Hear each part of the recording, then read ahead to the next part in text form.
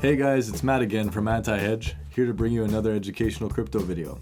So I want you guys to stay till the end of this video so you could absorb basically the full amount of the information I'm about to give you. This is not financial advice. We do not accept liabilities for losses that you may incur. Everything here is strictly here for news, research, and entertainment purposes. So with that in mind, you should be able to enjoy the subject of this next video, and that's going to be Bloktopia. Bloktopia, this is basically a coin. It just recently launched. It's still relatively new, and it just had a pretty big rally in the last 7 days. As you can see here, we hit a price of roughly about just over half a penny, and now we capped at about 3 cents. So that's already pretty big gains. And I actually think that there's still room, personally, in my opinion, for more growth. And as you can see, it's still so new that they don't even have projected market dominance. The market cap / volume is still being calculated. They only have the trading volume and like self-reported market caps and circulating supply. Now, initially, when you see all these little caution signs here, that is something to be wary about, but I will mention one thing. It has some pretty solid foundational, set foundations behind it. So it's pretty solid already. And I'm going to show you why in a moment, right? So as you can see, you're looking at it here. You look at the actual website. I mentioned this, by the way, in my last video, and it's definitely going to be something worth keeping on your radar. This is actual in-game footage. As you can see, this is probably one of the most developed metaverses already. And if that is actually the in-game playing, but it's still in alpha. So it's still in alpha. This is how it looks so far. And what is the concept? The concept is basically that there's 21 floors. And in this skyscraper, every floor is a different metaverse. And one of the things that's very interesting about it is that they do that 21 floor thing as a homage to, let's say, the 21 million Bitcoin in circulation. And as you can see here, it's built and backed by Polygon. So Polygon is a pretty big platform. It's one of Ethereum's #1 layer 2 solutions, and it's supposed to help with the scaling of it. It's definitely crazy to see it put a name on it and to see Polygon start its progression as its own thing, not trying to bank off of just Ethereum-based projects. Now, the other thing too that I really liked about it too is they plan on doing something similar to Decentraland, but what I like about it is that when you buy land on Bloktopia, they actually burn it from the total supply. Meaning that, let's say you buy a piece of land in Bloktopia, that coin that you spend is burned from the permanent supply. Meaning that just holding Block as a coin over time will eventually increase its value as people buy land. And they're supposed to be launching their land sale on Friday the 15th. So tomorrow, technically, as of recording day, because we're recording today, Thursday, October 14th. Now, obviously, with a new project like this, maybe they might change the date.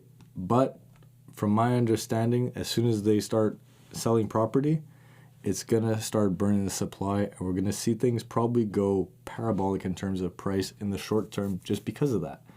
Now, one of the things I like is that they have block, reblock, and add block. And you're thinking, okay, well, what does that even mean? Okay, well, block, the native token of Bloktopia, is basically you'll be able to buy and sell block and use it in their network, within their marketplaces, buy real estate, upgrade your places, like upgrade your real estate, and it creates like the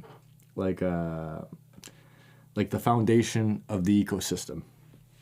And then there's reblock, which is buy, sell, and lease virtual real estate. So this allows you to basically get another token that works more around like the real estate aspect of this cryptocurrency. So Block is the main currency, Then you have the reblock, which is going to be focused more on the real estate aspects behind it and income opportunities that come with it. And then there's ad block, which is basically a coin that you'll be receiving within their ecosystem for advertisement. Meaning that as you're advertising and it's making money, technically right there, you'll be able to use those two coins to get more block, which gives you more reach in the network. So I like this project simply because they've taken their coin and already they started by creating an ecosystem. Now, that's a solid thing to have in a project because you're already adding value just by creating an ecosystem with decent fundamentals. Now, another thing too is they're saying like, okay, this is the token utility. You're going to see like the native token, lease, sell, all that real estate stuff. They'll be able to purchase Bloktopia on the Bloktopia marketplace via an NFT mechanism. And as things go, you're going to see more personalization probably of avatars and other things for your real estate to create a VR world. Now, I was looking at the light paper and I showed it to you guys last time that we talked about these, like the last time I was talking about the NFTs and covering the beginning of that subject on this channel. And more or less, I liked the way they wrote out the light paper or white paper, however you want to put it, because you could see that they put love into it. And, like you're going here, you're seeing all this stuff. And this is another thing that I wanted to mention is that you look at the market analysis. This is something I wanted to break down because I actually really think that this is interesting. You look at Decentraland, Mana. The current market cap is $1.3 billion, fully diluted up to roughly about $2 billion, right? So that's $2 billion inside of the Decentraland world. You go down a little bit further and you have Sandbox, 200 million. That's the second biggest. Then you have the Division Network and Somnium Space and Network. 3 projects, by the way, I've never heard of, but I've heard of Decentraland and Sandbox. And as you can see here, Sandbox at 200 million, Decentraland at over $1 billion, and all these other projects at under 100 million, you can see that there's clearly room for growth in the VR space simply because there's not a lot of projects tackling that yet. And you go back here and look at Bloktopia, and you see a market cap of 92 million. And you could already tell right there from that 92 million that there's still room for growth, because if it just came out and it already hit 92 million, that's clear interest, and that's clearly a sign that the team and the project has been developing relatively quickly. Now, for me, that's one of the best signs that I could see for a project, especially this young, because usually young projects I'm a little bit skeptical of, because I came from 2017 crypto run. And that was a run where it was the beginning of, let's say, some of the nastiest rug pulls you're going to see, because it was just ICOs and like those initial coin offerings in 2017 were deadly. So many people had their money taken from them, their Ethereum and Bitcoin taken from them, simply because everything was a scam. So that's why now it's like I'm very skeptical of an ICO that isn't, moving forward quickly and with momentum. So that's the key thing that you want to see in an ICO is momentum and hype, especially from an investor's perspective. Because if you have momentum, that means that they're knocking out all the things on the roadmap quickly.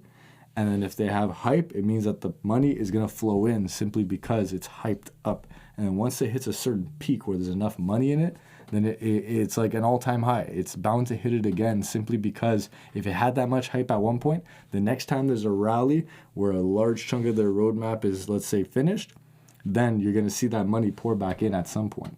So looking at it from a perspective of how early it is, it's still a pretty solid investment, even though on the 7-day perspective, it's 6 times up. And keep in mind, this is not advice. This is my opinion from a perspective of someone who's seeing crypto and traded and, now getting into the NFT aspects on a deeper level.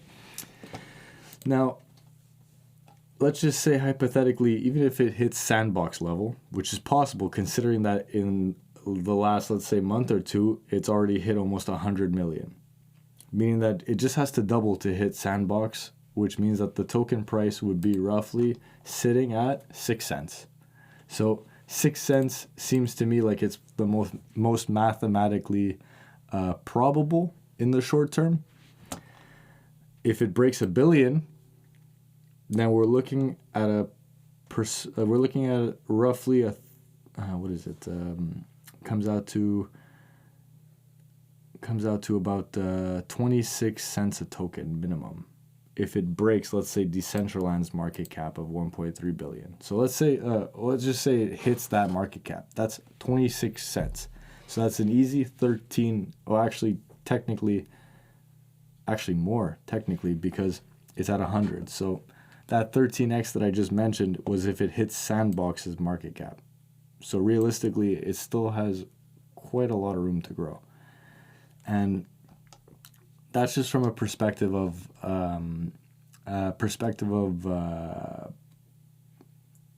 other market caps that share, other projects that share a similar idea as well as market cap. But here's the thing about VR worlds is I have a feeling that as they get more and more developed, they're just going to become, more and more valuable and move more and more quickly. Meaning that as newer things enter VR and that kind of augmented reality, the projects that actually succeed are going to succeed quickly, and then they're just going to be top contenders. Now, this is the other thing. You got the skyscraper. Very interesting because this is how it's basically laid out, and it explains what the 21 layers are.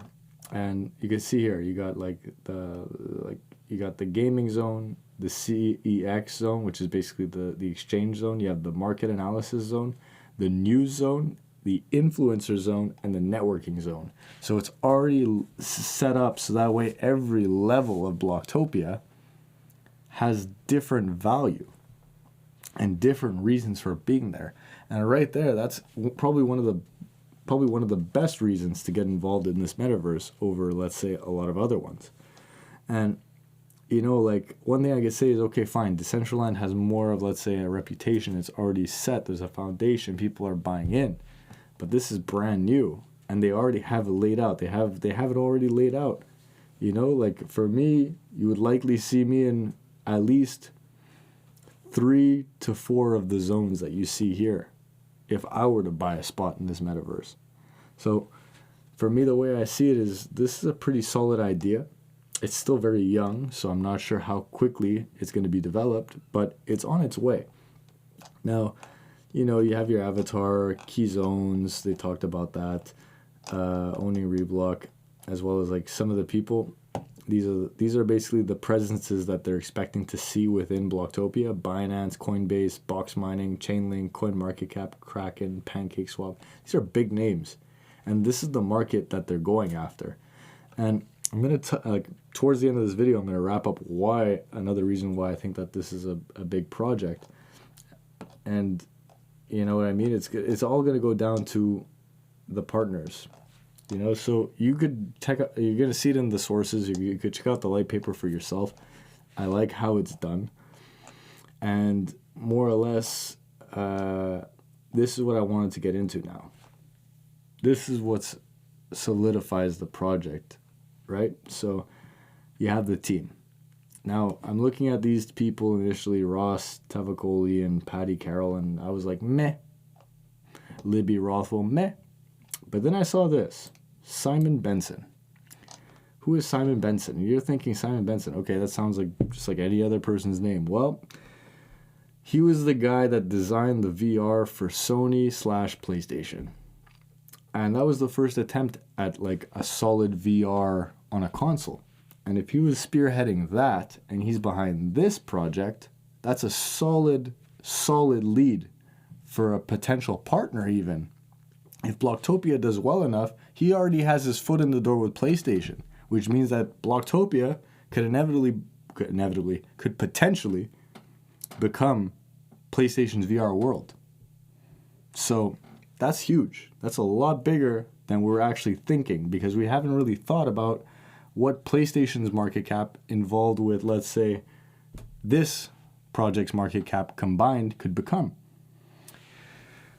Yeah, it's a pretty big. That's what sold me on this project initially, was when I saw that. And then I was like, okay, that's definitely automatically this pulls the project from its, let's say, levels of not being really known into like, okay, this is something now that's worth taking seriously. And then you go down a little bit further, right?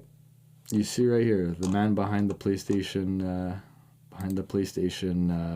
VR. You see it right here. I'm going to send this link too.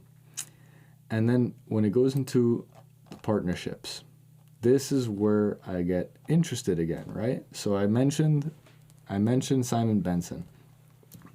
I mentioned Polygon. Another thing too that I wanted to mention was this, Zokyo. Now, what's one of the largest problems with a lot of these online platforms, right? It's security. So the fact that Zokyo, as you can see here, is a venture studio that focuses on building secure blockchain networks, and they're a big part of like working around making sure that like your code is safe and it's less likely to be hacked. So the fact that they've already taken that partnership and put it on to say that we already have security involved in this network is a big sign, and that's worth keeping in perspective, simply because anyone who's already got the security aspect down on their team, it means that their network is going to be solid. So now you got the PlayStation thing at the head. You have a security company that's going to be solidifying that network. And then from there too, another thing that I wanted to mention was, the anti-fund. So the anti-fund is Jake Paul, the YouTuber, his thing, and the fighter now. Now, I don't really like Jake Paul. I'll be pretty blunt with that.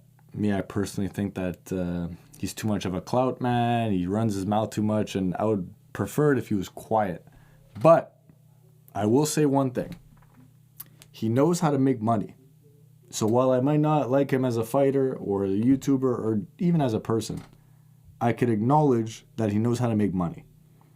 So if he put his name on this as an angel investor, that means he's likely to see money.